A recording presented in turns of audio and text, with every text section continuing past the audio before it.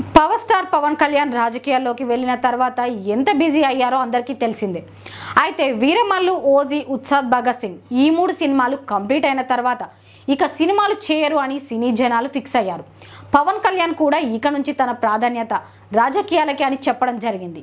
దీంతో పవన్ సినిమాలు చేయరని సినీ జనాలే కాదు, అభిమానులు కూడా అనుకుంటున్నారు. ఇలాంటి టైంలో పవన్ కళ్యాణ్ కొత్త సినిమా ప్రకటించడం ఆసక్తిగా మారింది. ఇంతకీ పవన్ ప్రకటించిన కొత్త సినిమా ఏంటి?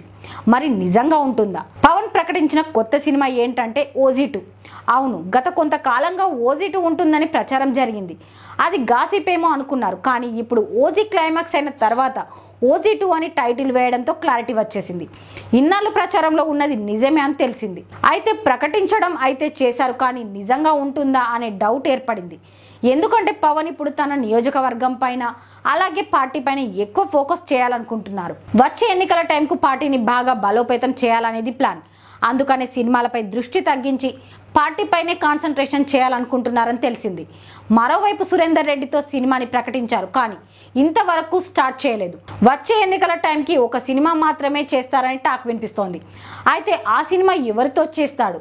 ప్రకటించారు కాబట్టి ఓజీ 2 చేస్తారా, లేక సురేందర్ రెడ్డితో సినిమా ఎప్పుడో అనౌన్స్ చేశారు కాబట్టి ఆయనతో సినిమా చేస్తారా అనేది ఆసక్తిగా మారింది.